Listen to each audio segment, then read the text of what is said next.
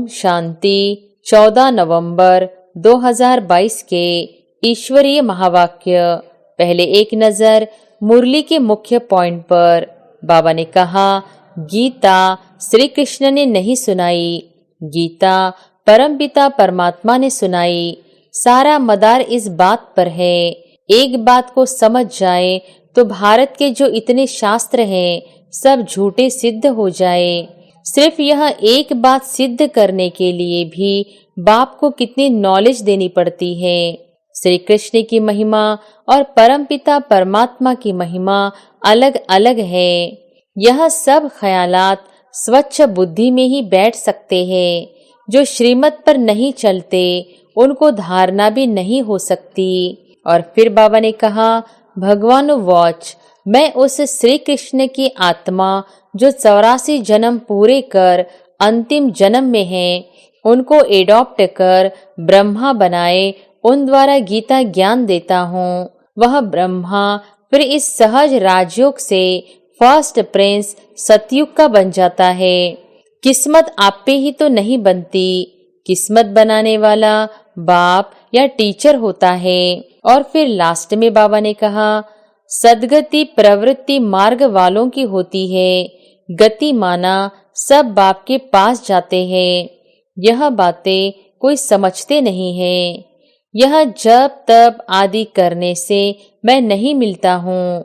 मैं तो बच्चों को ज्ञान देकर पावन बनाता हूँ। सारे सृष्टि की सदगति करता हूँ। वाया गति में जाकर सदगति में आना है। सदैव हर्षित मुख, अचल स्थैर्यम मस्त रहना है। आगे चलकर ऐसे बच्चे निकलते जरूर हैं। नंबर 1 है ही गीता सर्वशास्त्रमयी श्रीमद् भगवत गीता माता। अब माता को जन्म किसने दिया? बाप ही माता को एडॉप्ट करते हैं। और अब सुनते हैं महावाक्यों को विस्तार से। मुरली का सार। मीठे बच्चे, श्रीमत पर चल, स्वच्छ शुद्ध बन, धारणा कर, फिर युक्ति युक्त सेवा करनी है। अहंकार में नहीं आना है, शुद्ध घमंड में रहना है। प्रश्न है, किस एक बात के कारण बाप को इतनी बड़ी नॉलेज देनी पड़ती है? उत्तर है, गीता के रचयिता निराकार परमपिता परमात्मा को सिद्ध करने के लिए बाप तुम्हें इतनी बड़ी नॉलेज देते हैं। सबसे बड़ी भूल यही है जो गीता में पतित पावन बाप की जगह श्री कृष्ण का नाम डाला है। इसी बात को सिद्ध करना है। इसके लिए भिन्न भिन्न युक्तियां रचनी हैं। बाप की महिमा और श्री कृष्ण की महिमा अलग अलग बतानी है। गीत है, मरना तेरी गली में, जीना तेरी गली में। ओम शांति। बच्चों ने गीत सुना। कहते हैं आए हैं तेरे दर पर, जीते जी मरने के लिए। किसके दर पर? फिर भी यही बात निकलती कि अगर गीता का भगवान श्री कृष्ण को कहे तो यह सब बातें हो न सके। वह है सतयुग का प्रिंस।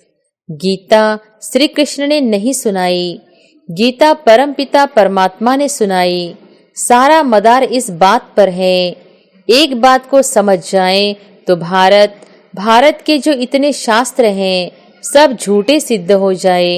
यह है सब भक्ति मार्ग के, इनमें कर्म कांड, तीर्थ यात्रा, जप तप आदि की कहानियां लिखी हुई है।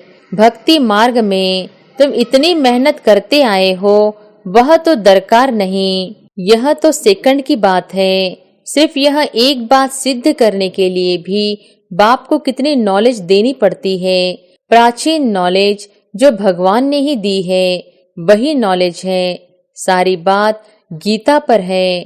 परमपिता परमात्मा ने ही आकर देवी देवता धर्म की स्थापनार्थ सहज राजयोग और ज्ञान सिखलाया है, जो अब प्राय लोप है। मनुष्य समझते हैं श्री कृष्ण फिर आकर गीता सुनाएगा, परंतु अब तुमको यह अच्छी तरह सिद्ध करना है कि गीता परमपिता परमात्मा ने जो ज्ञान का सागर है उसने सुनाई है। श्री कृष्ण की महिमा और परमपिता परमात्मा की महिमा अलग अलग है। वह है सतयुग का प्रिंस, जिसने सहज राजयोग से राज्य भाग्य पाया है। पढ़ते समय नाम रूप और है, फिर जब राज्य पाया है तब और है। पहले पतित है, फिर पावन बना है, यह सिद्ध कर बताना है।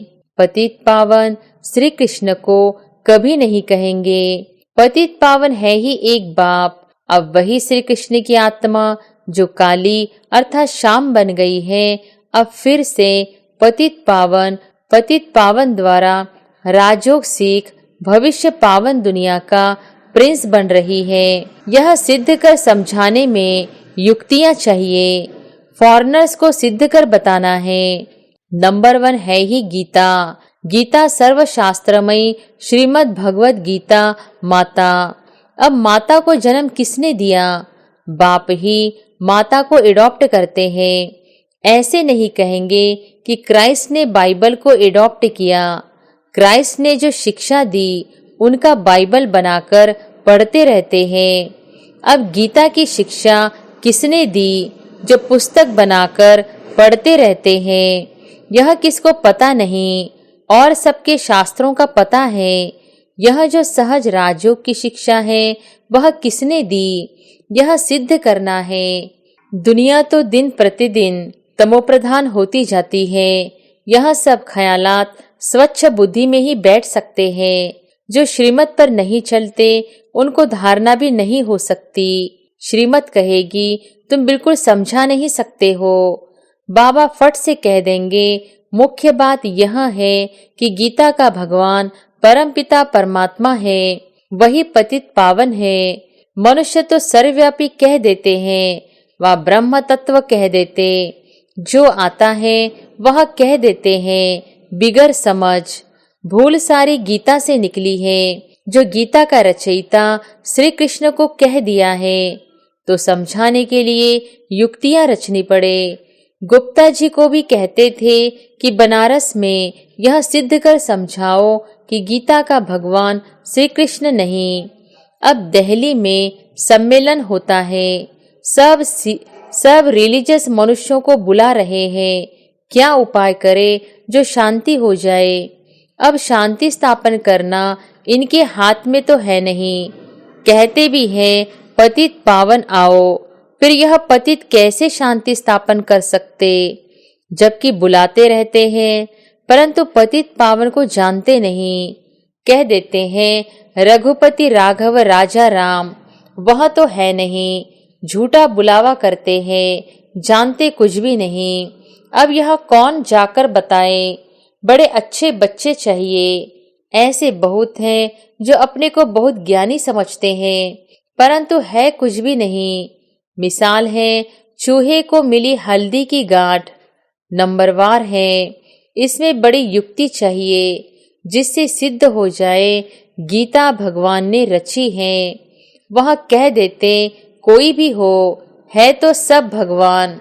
बाबा कहते हैं भगवानो वॉच, मैं उस श्री कृष्ण की आत्मा जो 84 जन्म पूरे कर अंतिम जन्म में है, उनको एडॉप्ट कर ब्रह्मा बनाए, उन द्वारा गीता ज्ञान देता हूँ। वह ब्रह्मा फिर इस सहज राजयोग से फर्स्ट प्रिंस सतयुग का बन जाता है। यह समझाने और कोई की बुद्धि में नहीं है। तुम बच्चों में भी यथार्थ रीति अभी वह शुद्ध घमंड आया नहीं है। इतनी प्रदर्शनी आदि करते हैं, अजर सिद्ध नहीं करते। पहले यह भूल सिद्ध कर बतानी है कि श्रीमद् भगवत गीता है सब शास्त्रों की माई बाप। उसका रचयिता कौन था? जैसे क्राइस्ट ने बाइबल को जन्म दिया, वह है क्रिश्चियन धर्म का शास्त्र। अच्छा, बाइबल का बाप कौन? क्राइस्ट। उनको माई बाप नहीं कहेंगे। मदर की तो वहां बात ही नहीं। यह तो यहाँ माता पिता है। क्रिश्चियन ने रीस की है श्री कृष्ण के धर्म से। वह क्राइस्ट को मानने वाले हैं। अब गीता किसने सुनाई? उससे कौन सा धर्म स्थापन हुआ? यह कोई नहीं जानते। कभी नहीं कहते कि पतित पावन परमपिता परमात्मा ने यज्ञ रचा। गोले के चित्र से समझ सकेंगे कि बरोबर परमपिता परमात्मा ने ज्ञान दिया है। राधे कृष्ण तो सतयुग में बैठे हैं, उन्होंने अपने को ज्ञान नहीं दिया, ज्ञान देने वाला दूसरा चाहिए, कोई ने तो उसको पास कराया होगा ना। यह राजाई प्राप्त करने का ज्ञान किसने दिया? किस्मत आपे ही तो नहीं बनती, किस्मत बनाने वाला बाप या टीचर होता है। गुरु तो गति देते, परंतु गति सद्गति का भी कोई अर्थ नहीं समझते।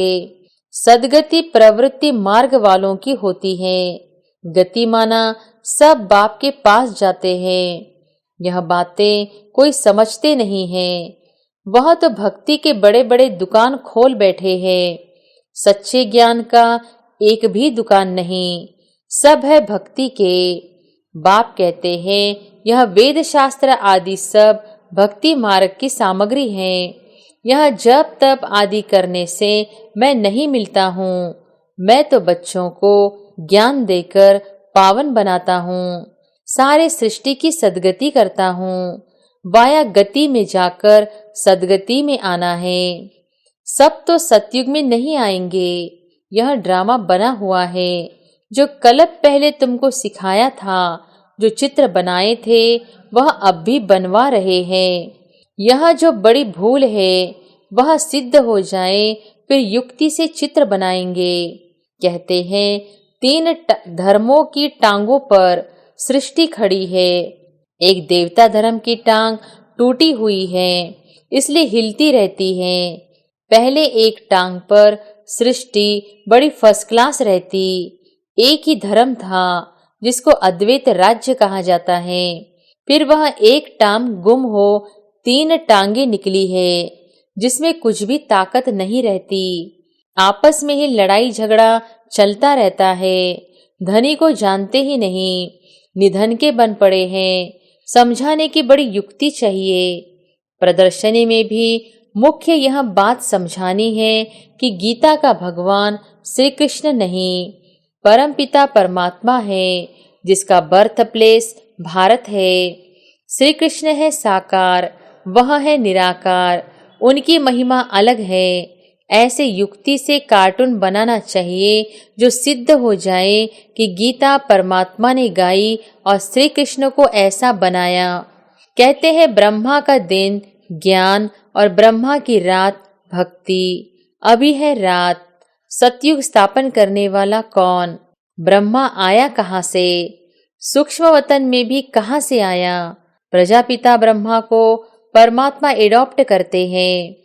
परमपिता परमात्मा ही पहले पहले सूक्ष्म सृष्टि रचते हैं, वहाँ ब्रह्मा दिखाते हैं, वहाँ प्रजापिता होता नहीं। प्रजापिता ब्रह्मा कहाँ से आया? यह बातें कोई समझ न सके। श्री कृष्ण के अंतिम जन्म में इनको परमपिता परमात्मा ने अपना रथ बनाया है। यह किसकी बुद्धि में नहीं है। यह बड़ा भारी क्लास है। टीचर जानते हैं यह स्टूडेंट कौन सा है, तो क्या बाप नहीं समझते होंगे? यह बेहद के बाप का बेहद का क्लास है। यहाँ की बात ही निराली है। शास्त्रों में प्रलय दिखाकर रोला कर दिया है। तुम जानते हो श्री कृष्ण ने गीता नहीं सुनाई, उसने तो गीता का ज्ञान सुनकर राज्य पद पाया है। तुमको सिद्ध कर बताना है गीता का भगवान निराकार शिव है, उनके गुण यह है। इस भूल के कारण ही भारत कौड़ी जैसा बना है। अभी परमपिता परमात्मा ने ज्ञान का कलश माताओं पर रखा है। माताएं ही स्वर्ग का द्वार खोलती है। यह सब बातें नोट कर समझानी चाहिए। भक्ति वास्तव में गृहस्थियों के लिए है। यह है प्रवृत्ति मार्ग का सहज राजयोग। हम सिद्ध कर समझाने के लिए आए हैं। बच्चों को युक्ति युक्त काम करना है। बच्चों को ही बाप का शो करना है। सदैव हर्षित मुख, अचल, स्थिरियम, मस्त रहना है। आगे चलकर ऐसे बच्चे निकलते जरूर हैं। ब्रह्मा कुमार कुमारी वह जो 21 जन्म के लिए बाप से वर्षा दिलाए। कुमारियों की महिमा भारी है, मुख्य मम्मा है, वह ज्ञान सूर्य है, यह है गुप्त मम्मा ब्रह्मा। इस राज को मुश्किल ही कोई समझते हैं। मंदिर भी उस मम्मा के हैं, इस गुप्त बूढ़ी मम्मा का कोई मंदिर नहीं। यह माता पिता कंबाइंड है। श्री कृष्ण तो सत्युग का प्रिंस है। गीता की भगवान की महिमा अलग है, वह पतित पावन लिबरेटर गाइड है। तो परमात्मा की महिमा बिल्कुल अलग है। एक कैसे हो सकते? मुख्य बात ही यह है कि गीता किसने सुनाई? वेद शास्त्र आदि सब गीता के बाल बच्चे हैं और सब भक्ति की सामग्री है। ज्ञान मार्ग में कुछ होता नहीं। अच्छा, मीठे मीठे सिकिलधे बच्चों प्रति माता पिता बाप दादा का याद प्यार और गुड मॉर्निंग। रूहानी बाप की रूहानी बच्चों को नमस्ते। धारणा के लिए मुख्य सार। पहली पॉइंट, हर काम बहुत युक्ति युक्त करना है। हर्षित मुख, अचल, स्थिर और ज्ञान की मस्ती में रहकर बाप का शो करना है। दूसरी पॉइंट, ज्ञान की नई और निराली बातें सिद्ध करनी है। वरदान है, शांति की शक्ति द्वारा असंभव को संभव करने वाले योगी तू आत्मा भव। शांति की शक्ति द्वारा असंभव को संभव करने वाले योगी तू आत्मा भव। शांति की शक्ति सर्वश्रेष्ठ शक्ति है और सभी शक्तियां इसी एक शक्ति से निकली है। साइंस की शक्ति भी इसी शांति की शक्ति से निकली है। शांति की शक्ति द्वारा असंभव को भी संभव कर सकते हो। जिसे दुनिया वाले असंभव कहते, वह आप योगी तो आत्मा बच्चों के लिए सहज संभव है। वह कहेंगे परमात्मा तो बहुत ऊंचा हजारों सूर्य से तेजोमय है, लेकिन आप अपने अनुभव से कहते हमने तो उसे पा लिया। शांति की शक्ति से स्नेह के सागर में समा गए। स्लोगन है, निमित्त बन, निर्माण का कार्य करने वाले ही सच्चे सेवाधारी है। जगदम्बा मातेश्वरी जी के अनमोल महावाक्य। आत्मा और परमात्मा का, आत्मा और परमात्मा अलग रहे बहुकाल, सुंदर मेला कर दिया जब सद्गुरु मिला दलाल। जब अपन यह शब्द कहते हैं तो उसका यथार्थ अर्थ है कि आत्मा परमात्मा से बहुत काल से बिछुड़ गई है। बहुत काल का अर्थ है बहुत समय से आत्मा परमात्मा से बिछुड़ गई है। तो यह शब्द साबित सिद्ध करते हैं कि आत्मा और परमात्मा अलग अलग दो चीज है। दोनों में आंतरिक भेद है, परंतु दुनियावी मनुष्यों को पहचान न होने के कारण वो इस शब्द का अर्थ ऐसा ही निकालते हैं कि मैं आत्मा ही परमात्मा हूँ। परंतु आत्मा के ऊपर माया का आवरण चढ़ा हुआ होने के कारण अपने असली स्वरूप को भूल गए हैं। जब वो माया का आवरण उतर जाएगा, फिर आत्मा वही परमात्मा है। तो वो आत्मा को अलग इस मतलब से कहते हैं और दूसरे लोग फिर इस मतलब से कहते हैं कि मैं आत्मा सो परमात्मा हूँ। परंतु आत्मा अपने आप को भूलने के कारण दुखी बन पड़ी है। जब आत्मा फिर अपने आप को पहचान कर शुद्ध बनती है तो फिर आत्मा परमात्मा में मिल एक ही हो जाएंगे। तो वो आत्मा को अलग इस अर्थ से कहते हैं। परंतु अपन तो जानते हैं कि आत्मा परमात्मा दोनों अलग चीज है। न आत्मा परमात्मा हो सकती और न आत्मा परमात्मा में मिल एक हो सकती है, और न फिर परमात्मा के ऊपर आवरण चढ़ सकता है। वास्तव में हर एक मनुष्य की यह चाहना अवश्य रहती है कि हमको मन की शांति प्राप्त हो जावे। इसलिए अनेक प्रयत्न करते आए हैं, मगर मन को शांति अब तक प्राप्त नहीं हुई। इसका यथार्थ कारण क्या है? अब पहले तो यह सोच चलना जरूरी है कि मन के अशांति की पहली जड़ क्या है। मन की अशांति का मुख्य कारण है कर्म बंधन में फंसना। जब तक मनुष्य इन 5 विकारों के कर्म बंधन से नहीं छूटे हैं, तब तक मनुष्य अशांति से छूट नहीं सकते। जब कर्म बंधन टूट जाता है, तब मन की शांति अर्थात जीवन मुक्त स्थिति को प्राप्त कर सकते हैं। अब सोच करना है, यह कर्म बंधन टूटे कैसे और उसे छुटकारा देने वाला कौन है। यह तो हम जानते हैं। कोई भी मनुष्य आत्मा किसी भी मनुष्य आत्मा को छुटकारा दे नहीं सकती। यह कर्म बंधन का हिसाब किताब तोड़ने वाला सिर्फ एक परमात्मा है। वही आकर इस ज्ञान योग बल से कर्म बंधन से छुड़ाते हैं। इसीलिए ही परमात्मा को सुखदाता कहा जाता है। जब तक पहले यह ज्ञान नहीं है कि मैं आत्मा हूँ, असल में मैं किसकी संतान हूँ, मेरा असली गुण क्या है, जब यह बुद्धि में आ जाए तभी कर्म बंधन टूटे। अब यह नॉलेज हमें परमात्मा द्वारा ही प्राप्त होती है। गोया परमात्मा द्वारा ही कर्म बंधन टूटते हैं। अच्छा, ओम शांति।